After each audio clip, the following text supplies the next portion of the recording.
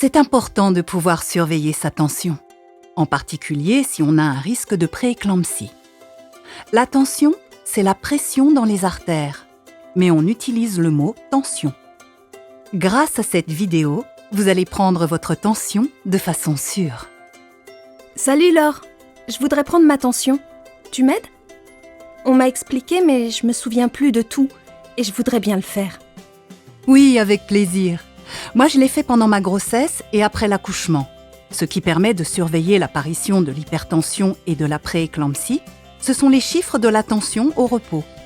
La tension est plus haute si tu marches, si tu fais des activités et aussi si tu as mal ou si tu es contrarié.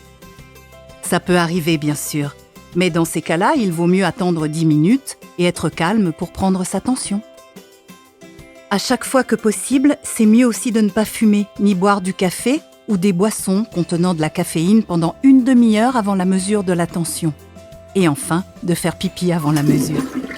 Et alors après, je fais comment ? On peut prendre la mesure au poignet ou au bras, ça dépend de l'appareil. Pour prendre la tension de la bonne façon, c'est important de la mesurer à hauteur du cœur. Si c'est une machine au poignet, on met le poignet contre sa poitrine ou encore posé sur une table, ni en bas ni en haut. Et tu mets le cadran à l'intérieur, à l'opposé du cadran d'une montre.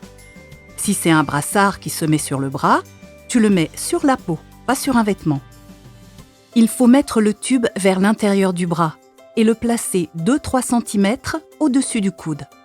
On serre, mais on doit quand même pouvoir passer un doigt entre le brassard et le bras. Ok, super. Maintenant, je me sens en confiance pour réussir mes mesures de façon sûre.